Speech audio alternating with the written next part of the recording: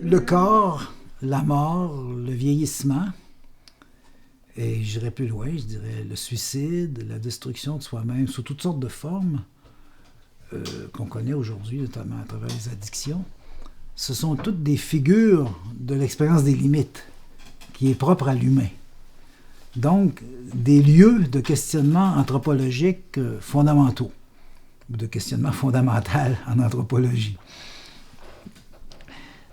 Tout simplement parce que, justement, là se pose, pour l'humain, et quand je dis pour l'humain, c'est que, à ma connaissance, c'est exclusif à l'humain, les animaux ne se posent pas ce genre de questions. Hein. Non pas qu'ils n'aient pas d'affect, les animaux, ils ont aussi un psychisme. Pour être un observateur d'oiseaux ici autour, là, je m'est arrivé d'observer des choses intéressantes sur le psychisme des oiseaux. Quand un chat mange un petit, par exemple, la mère, j'avais une coupe de cardinal dans l'arbre à côté de ma chambre à coucher, et il y a un des petits l'été dernier qui s'est fait tuer par un chat, un des chats du voisinage, et pendant 30 heures exactement, la mère s'est tenue exactement au-dessus, à la verticale du lieu où s'est passé le drame, et elle a crié sans arrêt. Hein, bien sûr, en humain, je dirais, elle a pleuré. Hein. Elle a crié sans arrêt, et le mâle, lui, pendant ce temps-là, essayait de l'entraîner ailleurs, de l'amener ailleurs, parce qu'il y avait d'autres petits dans le nid, de toute façon. Et puis, et c'était la première couvée, donc j'imagine qu'il anticipait une deuxième couvée aussi. Hein. C'est un gars. Mais, oui, je ne peux pas dire que cet oiseau, cette femelle cardinale, et je ne connais rien aux cardinaux spécifiques, étant moi-même un simple laïc, mais cette femelle cardinale avait, je pense, qu'on pourrait appeler, en faisant de la transposition humaniste, humanitaire, quelque chose comme des états d'âme, ou en tout cas l'expression d'un psychisme, d'un affect. Elle était affectée. Et cet affect qui définit, à mon sens, le psychisme humain et qui est spécifique à l'humain est lié à la conscience de la mort, d'une façon générale. La conscience des limites. Les animaux l'ont pour un temps, mais après 30 heures, ça a été fini.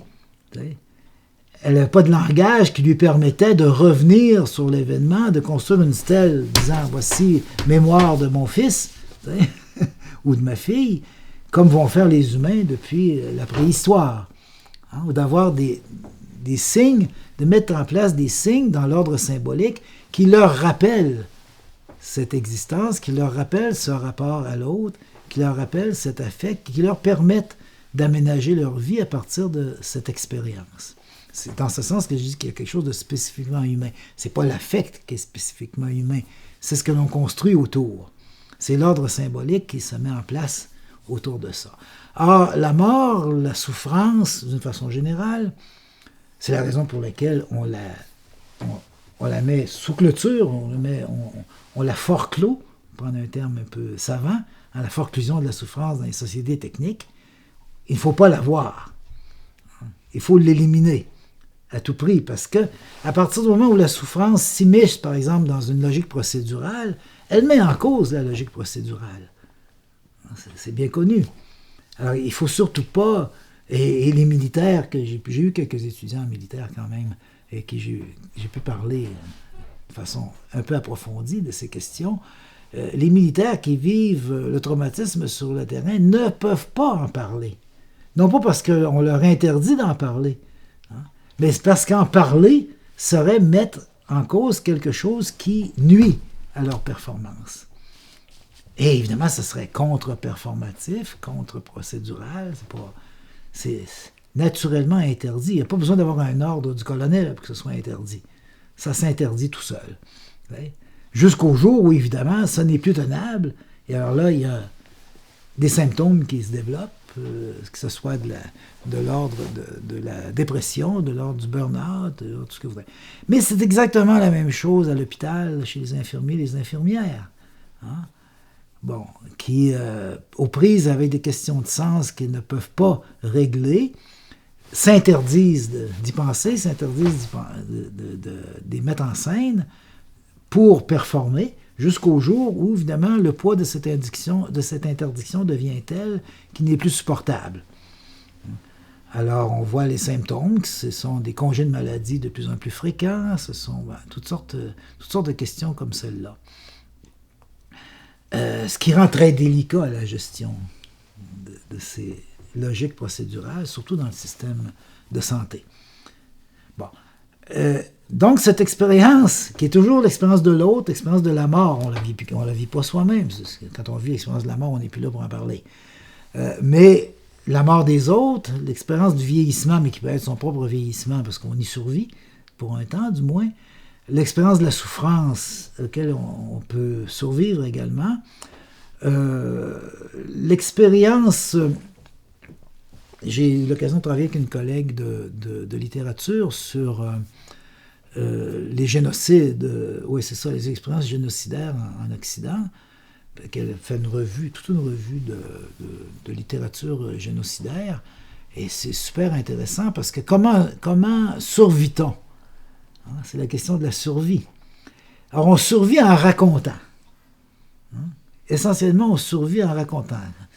Jorge Semprún raconte, ça va y prendre 40 ans avant d'oser parler de son expérience concentrationnaire, mais quand il en parle, il nous dit c'est une libération fantastique. Hein? Après 40 ans, il faut quand même le faire. Et il a eu toute une carrière politique et littéraire entre les deux. Mais,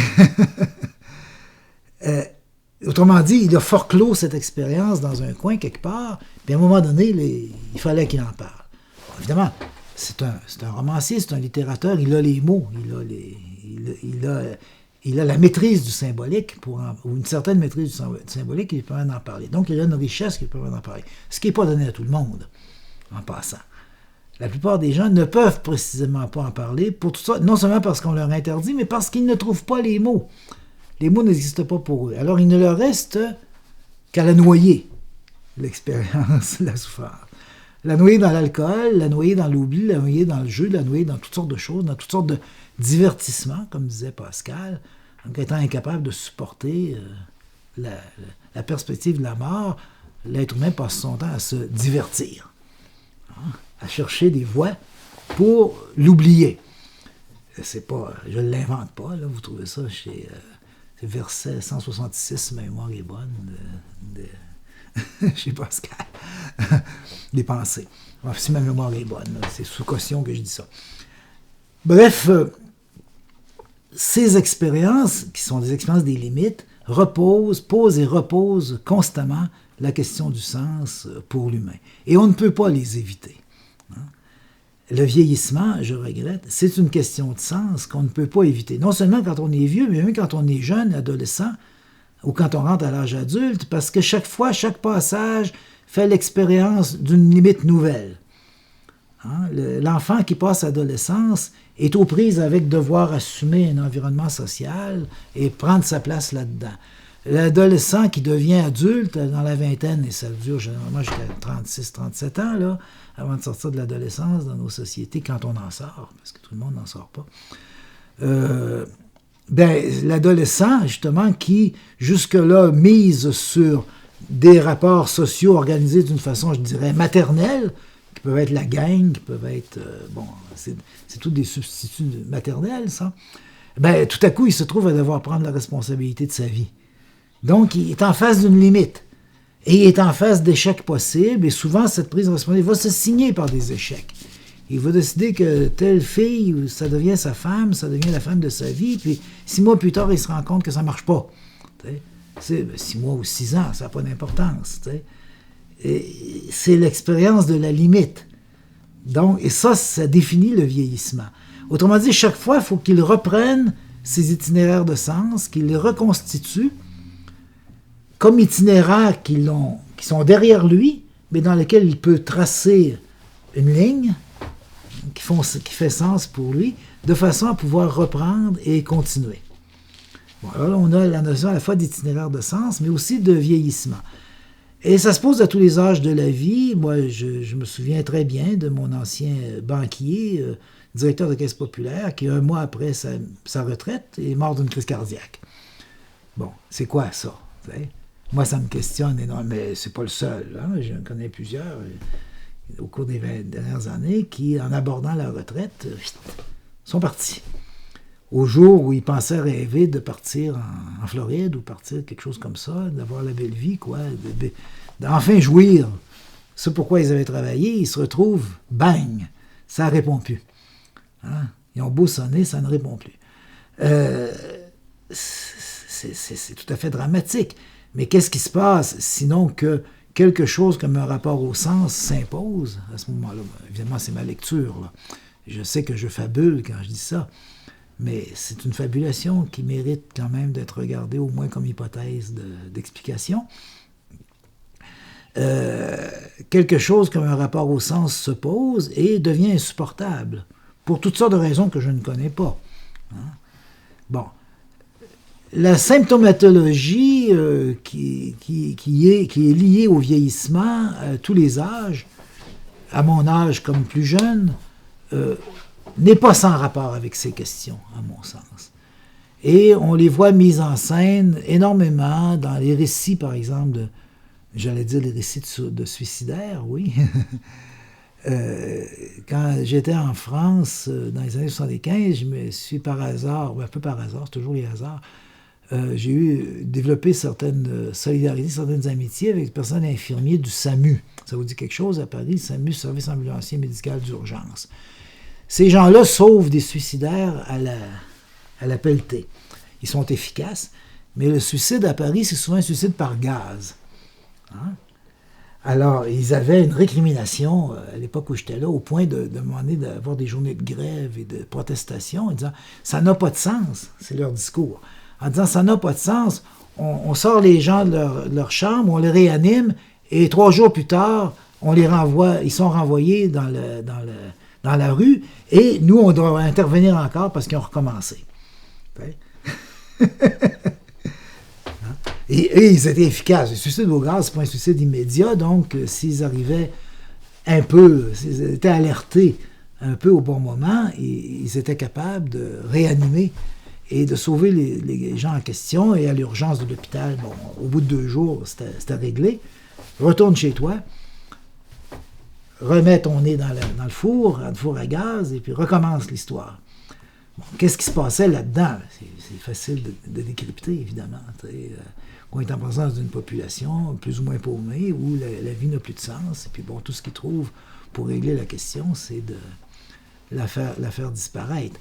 Toute la question du suicide, auquel j'ai un petit peu touché, encore une fois, je suis très amateur dans ces questions-là, comme probablement tous les anthropologues le sont à un moment donné ou l'autre, c'est être amateur d'humain. Ce qui est à la fois passionnant, mais évidemment toujours insatisfaisant, parce qu'on sait très bien qu'il y a plein de facteurs qui nous échappent quand on fait ce genre de discours, mais qui sont là quand même. Donc, des situations limites. Les rituels, que ce soit dans le monde contemporain, que ce soit les rituels séculiers du monde contemporain ou les rituels religieux du monde traditionnel, sont des dispositifs qui tentent de régler le rapport à ces questions-là. Souvent. Et dans le catholicisme, bien sûr, on connaît bien ces rituels qui sont liés à l'image d'une bonne mort, ce qui est intéressant, parce que la bonne mort est une image qui a changé dans l'histoire remarquablement. La bonne mort du chevalier, n'est-ce pas, c'est dans la boue, le sang, la mort, et tout ce qui c'est sur le terrain de bataille. La bonne mort du bourgeois, c'est une mort tranquille, idéalement sans trop de douleur, et surtout sans cri, sans récrimination. Hein. Et la bonne mort contemporaine, mais c'est la mort sous anesthésie, où on ne sent rien, où on ne voit rien, ou qui vient toute seule. Hein. Bon, donc il y a toute une figure de la mort qui a changé, historiquement parlant, en Occident, depuis un certain nombre de siècles, et qui repose, bien sûr, avec des coordonnées nouvelles, cette question du rapport au sens ou du rapport à la limite, qui définit l'humain. Parce que, encore une fois, dans nos spécificités humaines, il y a cette conscience de la mort, cette conscience d'être mortel, qui, à mon sens, en tout cas que mes observations du monde animal ne me permettent pas d'attribuer, même si j'ai accompagné mon chien jusqu'à 16 ans et 10 mois, qui était vraiment... Il est mort de vieillesse, le nez dans mes souliers. Il faut le faire. Ben, oui, je ne sais pas s'il savait qu'il allait mourir. Il n'y avait plus aucune force, aucune rien. Il devenait une espèce de sac de pommes de terre, tout simplement, à la fin. Mais il est mort très sereinement. Alors que l'humain, devant cette éventualité, est devant l'inconnu, et devant l'indéfini du sens. Qu'est-ce qui va se passer après? Va-t-on se souvenir de moi? C'est la première chose, qui est très narcissique en passant, mais dans nos sociétés, je pense que c'est extrêmement... En fait, si j'écoute un peu les publicités que serinent les maisons funéraires dans ma radio de voiture constamment, ça a l'air bien important, hein, d'aller dans un lieu où le souvenir va être cultivé adéquatement. Bon, oui, ça fait partie de la vie, j'oserais dire. Hein. Ça fait partie de la vie et ça devient d'autant plus important que les pratiques funéraires elles-mêmes, qui sont des pratiques procédurales, tendent à l'élimination de la question. Hein. Ça, c'est une autre petite expérience que j'ai faite de travailler pendant quelques années, occasionnellement, avec des directeurs de funérailles qui se posent des questions, hein, qui sont des commerçants foncièrement, mais qui se posent des questions et qui étaient un peu paniqués devant les nouvelles pratiques de la mort, ces pratiques notamment, tu sais, il disait quelqu'un, c'est bien beau jeter les cendres dans la rivière, mais qu'est-ce que devient la mémoire? Tu sais? C'est pas payant au plan de la stèle funéraire. D'une part, je caricature, mais ils se posaient des questions très sérieuses parce qu'ils étaient conscients qu'il y avait quelque chose là qui était une perte. Alors que si vous allez dans le cimetière en face, vous allez voir des lignées familiales qui s'expriment sur les monuments depuis la fin du 18e siècle. C'est intéressant. Bien sûr, c'est l'establishment qui est installé là, l'establishment colonial britannique.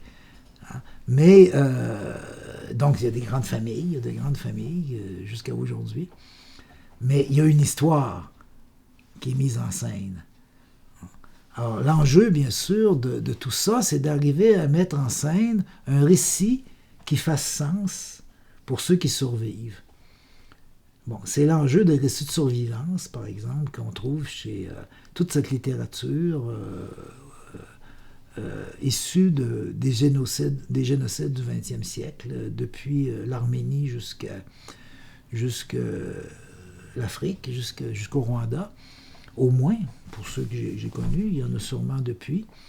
Il y en a sûrement d'autres depuis. Et je ne compte pas tout ce qui s'est passé au Vietnam et dans d'autres régions que je ne connais pas.